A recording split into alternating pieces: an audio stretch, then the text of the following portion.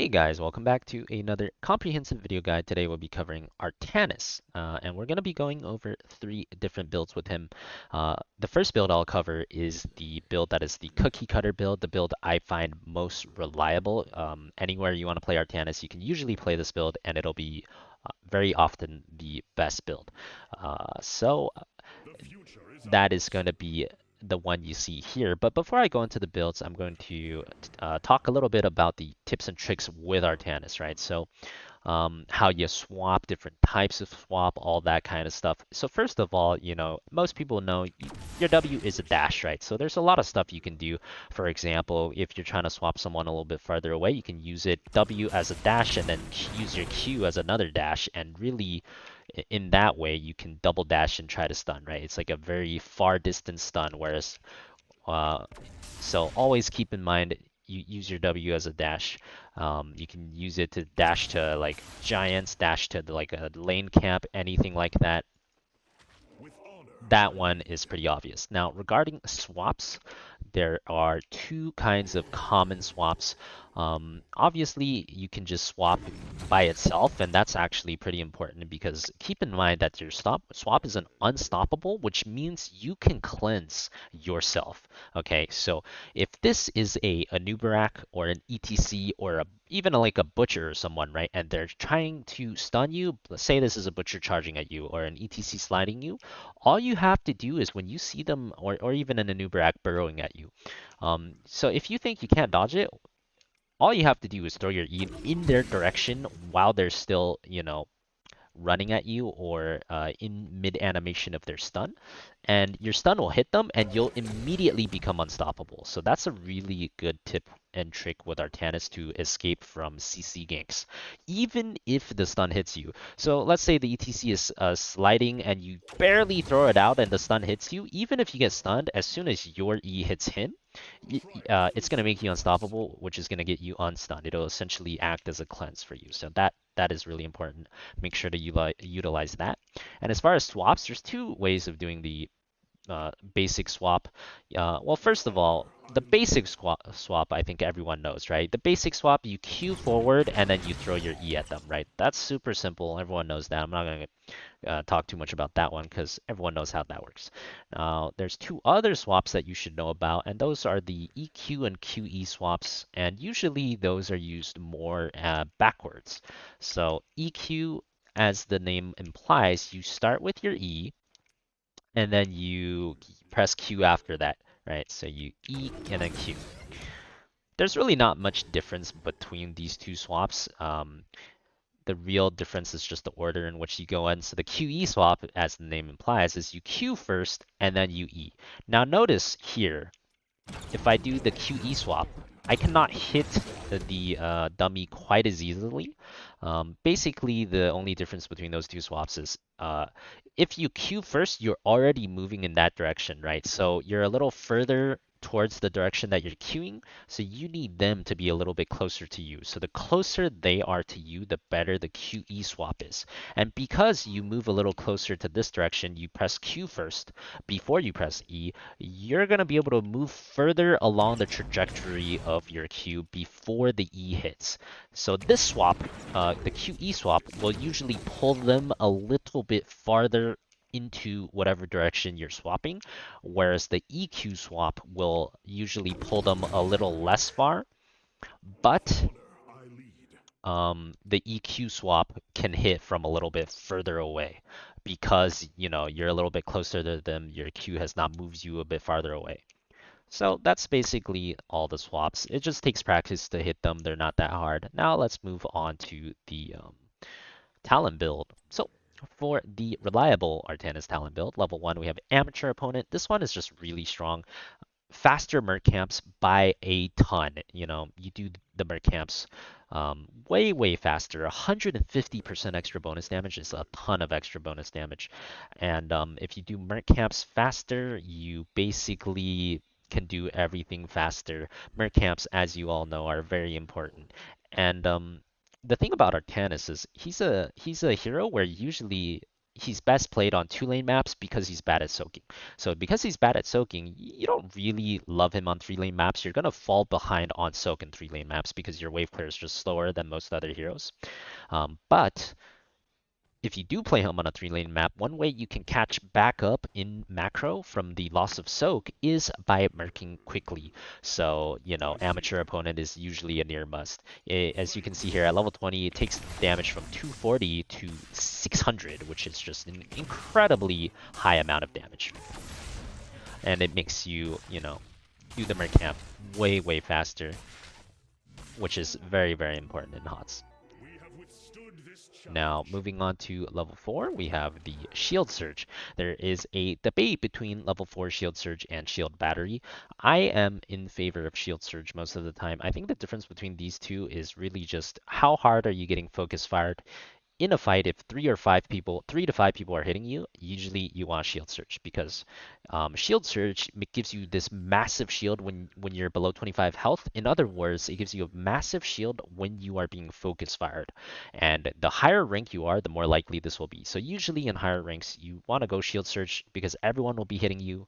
You're a melee assassin. You have to be in the enemy team, and when they're all hitting you, you're going to be below 25% health pretty frequently. This is going to keep you alive. Shield Battery, I think, is okay if you find only 1 or 2 people hitting you throughout the entire game. You're just taking light poke throughout the entire game. This can outperform Shield Surge in some scenarios where that happens. However, that's just not very likely. Maybe in low rank games this can happen, but once again, higher rank you are, the more people are going to focus fire you when you're in the middle of their team. So you want Shield Surge most of the time.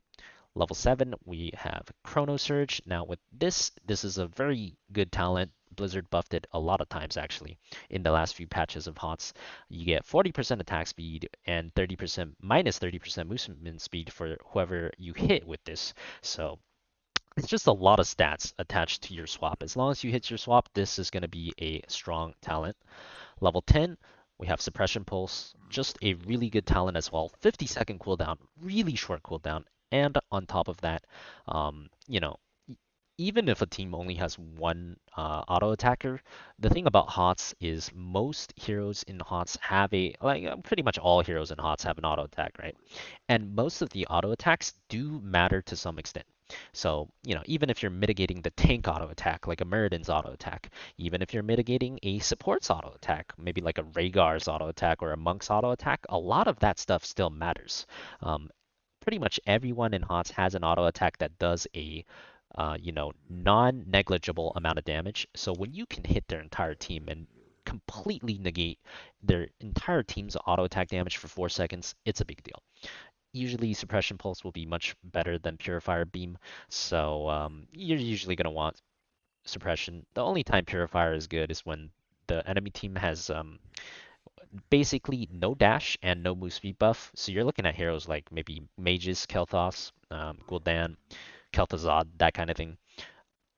Maybe like a Malfurion or something. So if you're really trying to focus fire one of those heroes down, you could take Purifier Beam to help you do that. Usually you combine it with the slow from the Chrono Surge. You hit them with the slow and then you hit them with the beam, and then they can't outrun the beam anymore. But usually Purifier Beam is pretty weak. Even normal walking speed will outrun this. And if they have a dash or a move speed boost, it is completely useless. So wouldn't recommend it too often. Level 13, Phase Bulwark, really, really good. 50 spell armor for not only when you have the shield, but also for 2 seconds after it expires. So in team fights after level 13, you can have this with almost 100% uptime as long as you're utilizing your cooldown reduction on your shield properly through your abilities and through your auto attacks. And 50 spell armor for nearly 100% uptime is very, very broken. Most of the damage in HOTS these days is magical damage, spell damage. Offlaners very commonly have a lot of spell damage. Sonya has a ton, Hogger has a ton. Um, there's stuff like Alarak with a ton of spell damage, and a whole lot more. And even in the 4-man, you usually see a lot of spell damage. A lot of the healers have a ton, like Stukov, Malfurion with Twilight Dream. Just random spells here and there. All kinds of spell damage everywhere. So really, really useful mitigation. Level 16, you're taking Force of Will, which reduces the cooldown of your shield by 5 seconds every time you cast an ability. That's obviously very synergistic and good with the phase bulwark. You're going to get the spell armor way more often, and it's nice with shield surge as well. Level 20, we get the second charge of the blind. I already explained why blind is good, so doing it for twice as long is also very, very strong. Even though you can not use it for 10 seconds in between uses, usually in a level 20 fight, if you throw your first blind at the start of the fight, you're going to be able to use your second one during the middle of the fight as well. So this is also very strong. Alright, now let's reset our talents here and I'll show you guys the second build. This build is more for fun. You've probably seen me play it quite a few times if you've been watching my YouTube lately. But basically, this build is kind of the infinite swap slash for fun build. You can choose whatever you want at 1, 10, and 20. So, you can go something else at 1, and you can go blind at 10 and 20 if you want. But because I already talked about all those other talents, I'll talk about these other ones now. Now, Protector of Fire is usually a weak talent. People ask me a lot of times, how many stacks do you need for this to not suck? I would say at least 300, if not more. So if you don't have like at least 300 by the end of the game, it was not worth it. I believe you need 1,500 stacks of Protector of Fire just to equal amateur opponent on Merc camps. Now, obviously, this works on everything, and this is just Mercs, but that gives you an idea of like how big the power disparity between these two are. 1,500 stacks is not something you'll ever get in a normal game, and that only matches what amateur opponent lets you do to camps, right? So Protector of Fire is a slow scaling ability, but it's pretty fun. So if you're trying to have fun, you can always pick it. Now, the other talents we're going to pick here are Swap gives you 30 armor. We already talked about Chrono Surge. It gives you 40% attack speed and slows the other guy. And also, every time you hit an enemy hero with your Q or a auto attack, you reduce the cooldown of your swap by 2 seconds. So the way these talents all combine together is basically you're going to have infinite swaps. So watch my spell armor on Artanis here, right? That spell armor lasts for 5 seconds, and you can see, hold on, let me turn the cooldowns off actually. And you can see before the shield, it actually lasts for 7 seconds. Wait, no, it lasts for 5. Sorry. So you can see before the shield even goes away, right?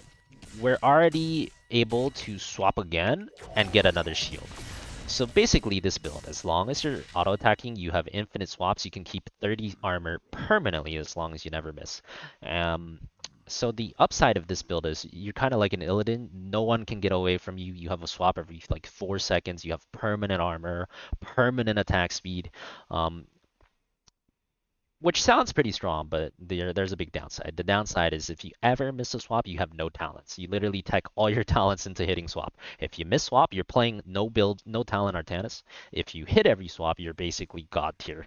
So this is a for fun build you can try. It also utilizes the Chrono Surge into the Purifier Beam combo where you slow them and then you hit them with the ultimate so they can't run from the ultimate as easily. Now, it's pretty easy how to do this, right?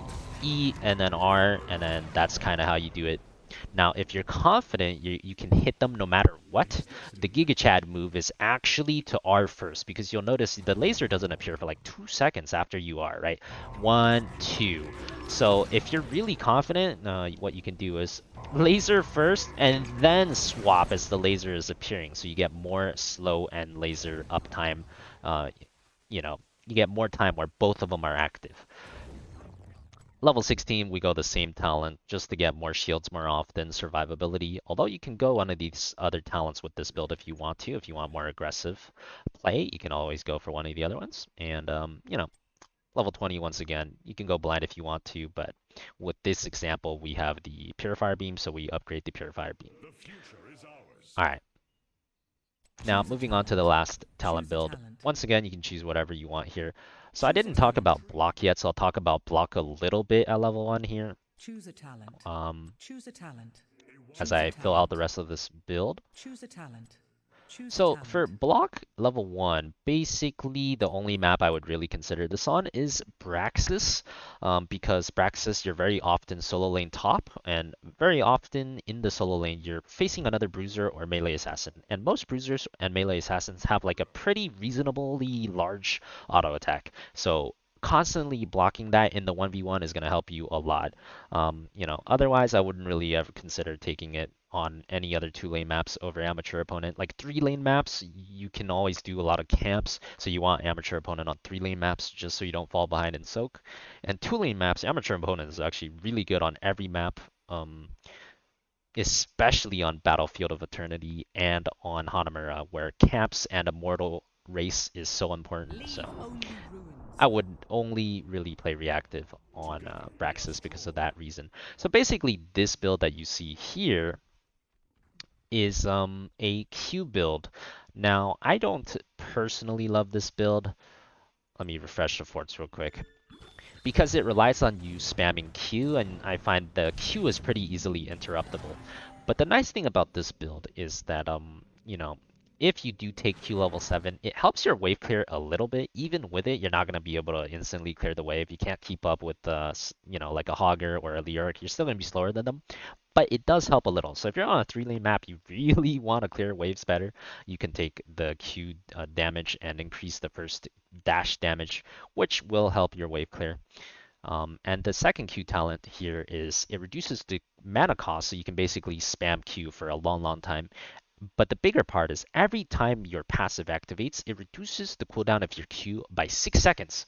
And the Q is only 10-second cooldown. So basically, um, you know, basically you can spam Q and shields very, very often in the optimal playstyle of this build. So let me try to proc my shield real quick here. There we go. So, oh, my cooldowns are on. That's the problem here. Let me proc it one more time.